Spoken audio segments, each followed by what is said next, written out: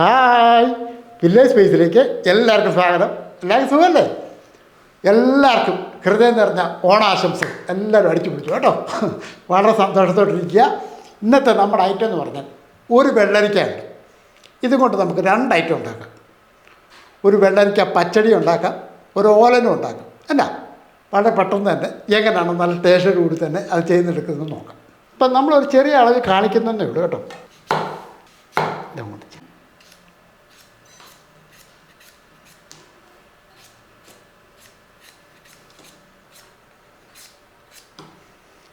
വെള്ളരിക്കയുടെ തോലിയൊക്കെ ഒന്ന് ചെത്തിയതിന് ശേഷം നമുക്ക് ഇതിൻ്റെ അകത്ത് ഇതിൻ്റെ കുരുവല്ല ഒന്ന് കളയാം.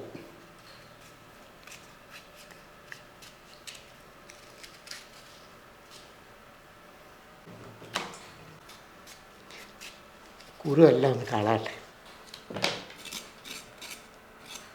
വെള്ളത്തിൻ്റെ അകത്തോട്ടിട്ട് ഒന്ന് കഴുകിയെടുക്കണം. ഇത് വൃത്തിയായിട്ടൊന്ന് കഴുകിക്കൊണ്ട് വരട്ടെ.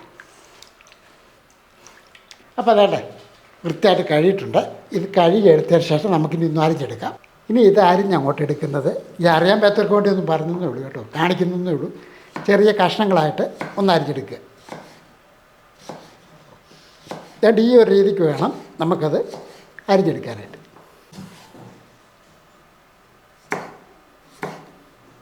തീരെ ചെറുതുമായി പോലെ എന്നാൽ ഒട്ടും വലുതുമാകണ്ട. ഇതേപോലെ കഷ്ണങ്ങളായിട്ട് അരിഞ്ഞെടുക്കുക. ഇത് നമുക്ക് ഓരോന്നുള്ളതാണ്. പച്ചടിക്ക് അരിയുന്നത് തീരെ ചെറുതായിട്ട് അങ്ങോട്ട് അരിയരുത്. നമ്മൾ അല്ലെങ്കിൽ കൊത്തി അരിഞ്ഞാലും മതി. ഏതാണോ സൗകര്യം അതനുസരിച്ച് അങ്ങോട്ട് അരിഞ്ഞെടുക്കുക.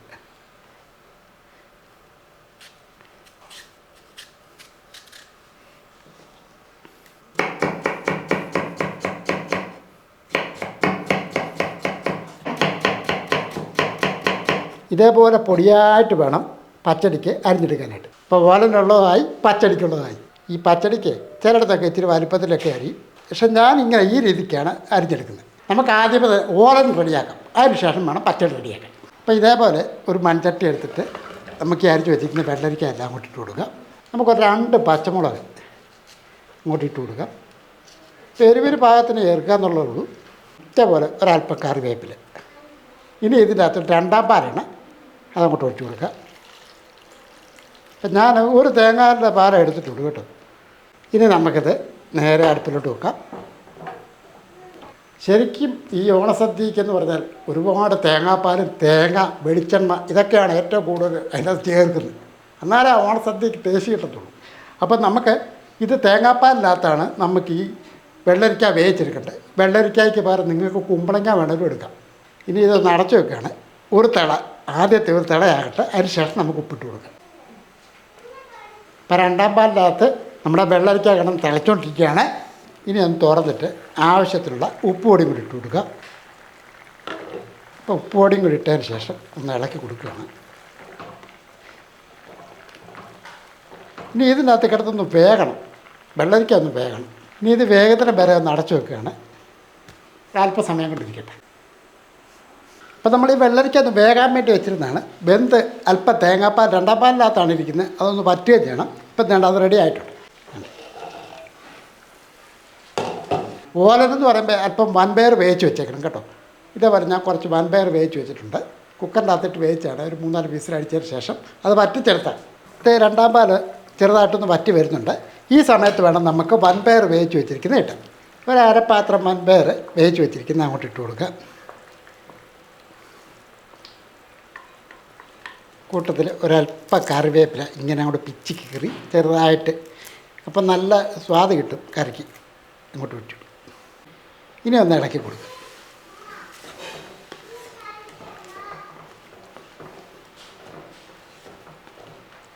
വൻപയറൊക്കെ ഇട്ടൊന്ന് ഇളക്കിയതിന് ശേഷം വേണം ഞാൻ അടുപ്പൊന്ന് ഓഫാക്കിയിട്ട് ഇത് താഴോട്ട് വെക്കുകയാണ്. അപ്പോൾ ഇതേത് ഒരു വിധ തിളയൊക്കെ ഉണ്ട്. ഇനി നല്ല 1-ാം പാൽ നല്ല കട്ടയ്ക്ക് അങ്ങോട്ട് ഒഴിച്ചു കൊടുക്കും.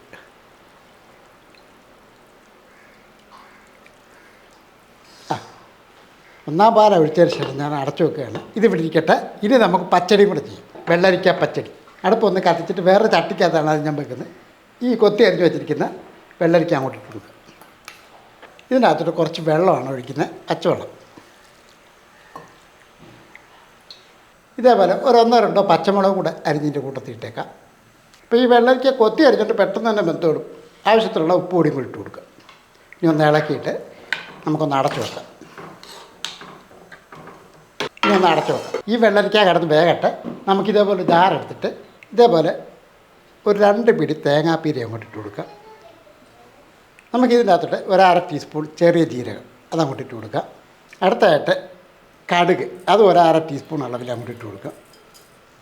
ഒരു പച്ചമുളകും കൂടി ഇട്ട് അപ്പോൾ ഇത് നന്നായിട്ട് അരച്ചെടുക്കട്ടെ. അപ്പോഴത്തേക്ക് ഇത് വേകും.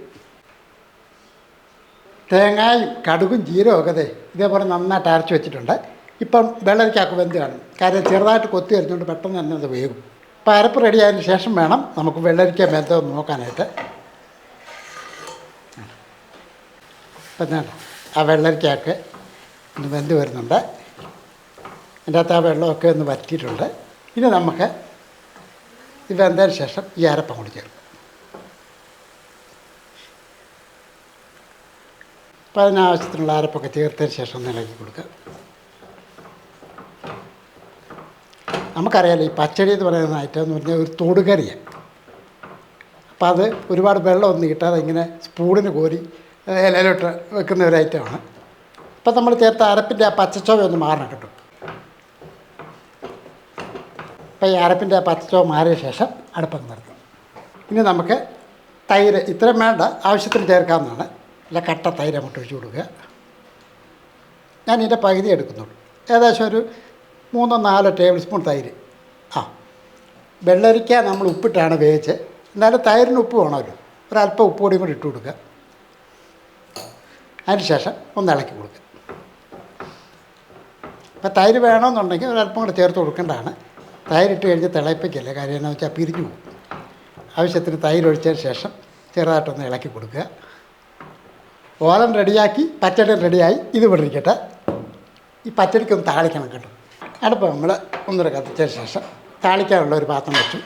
ചൂടായതിന് ശേഷം ഇച്ചിരി വെളിച്ചെണ്ണ ഒഴിച്ചു കൊടുക്കുക. വെളിച്ചെണ്ണ ചൂടായ ശേഷം ഒരല്പം കടുക് ഇട്ട് കൊടുക്കുക. കടുക് ഒന്ന് പൊട്ടി വരുമ്പോൾ ഒരു 3-4 കൊച്ചുള്ളി അയച്ചത് അത് കിട്ടും.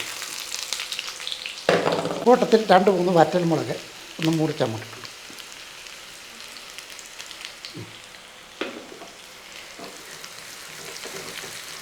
ഇളക്കി കൂട്ടത്തെ ഒരു തണ്ട് കറിവേപ്പില അതും ഇട്ടു.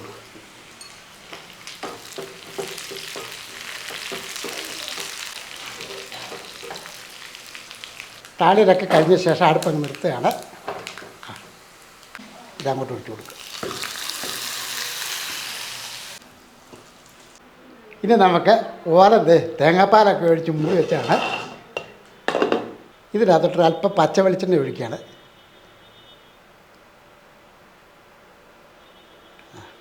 ഇനി ഇതൊന്ന് ഇളക്കി കൊടുക്കുക. അപ്പം നമ്മൾ ഈ തേങ്ങാപ്പാൽ ഒഴിക്കുമ്പോഴത്തേക്കും കട്ടിക്ക് തന്നെ തേങ്ങാപ്പാൽ ഒഴിക്കണം കേട്ടോ. കാരണം തേങ്ങാപ്പാൽ ലൂസായി കഴിഞ്ഞാൽ ഇതും ലൂസായിപ്പോവും. അതുകൊണ്ട് നല്ല തിക്കായിട്ടുള്ള തേങ്ങാപ്പാലേ ഒഴിക്കാവുള്ളൂ. പച്ചടി അതുകൊണ്ട് ഒന്ന് ഇളക്കി കൊടുക്കുക.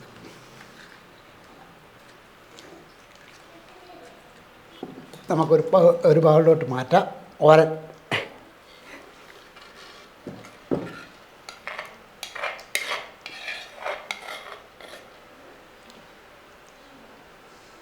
പച്ചടി നമുക്കൊരു ബൗളിലോട്ട് മാറ്റാം. ഇതിപ്പോൾ പൈനാപ്പിൾ പച്ചടിയോ വെള്ളരിക്ക നമുക്ക് ഇഷ്ടമുള്ളതും കൊണ്ടൊക്കെ പച്ചടി ചെയ്യാം കേട്ടോ. ഈ പച്ചടി ഓലനുമൊക്കെ എൻ്റെതായിട്ടുള്ള രീതിക്കാണ് ഞാനിത് ചെയ്തിരിക്കുന്നത്. പല സ്ഥലത്തും പല രീതിക്കൊക്കെ ആയിരിക്കും ഓരോ ഫുഡ് ഉണ്ടാക്കുന്നത് കേട്ടോ. അപ്പോൾ അത് പ്രിയപ്പെട്ടവർ മനസ്സിലാക്കുക എന്ന് വിചാരിക്കുന്നു. ഏതായാലും ശരി, നല്ല അടിപൊളി ടേസ്റ്റി ആയിട്ട് തന്നെ ചെയ്തിട്ടുണ്ട്. ഒരു വെള്ളരിക്ക കൊണ്ട് നമ്മൾ 2 ഐറ്റം ചെയ്തിട്ടുണ്ട്. ഇത് മതിയല്ലേ, ഇതൊക്കെ ഒരു തൊടുകറിയല്ലേ. അപ്പോൾ ഒരുപാട് ചാറായിട്ടുള്ളതല്ലോ, നല്ല കുറുകിയ രീതിയിലാണ് ഇതൊക്കെ ഉണ്ടാക്കേണ്ടത്. ഏതായാലും നല്ല ടേസ്റ്റോട് തന്നെ ചെയ്തിട്ടുണ്ട്. നിങ്ങൾക്കും ഇതുപോലെ ചെയ്യണമെന്ന് ആഗ്രഹമുണ്ടെങ്കിൽ ചെയ്തു നോക്കുക. നല്ല ടേസ്റ്റ് തന്നെ ആയിരിക്കും, ഉറപ്പാണ്.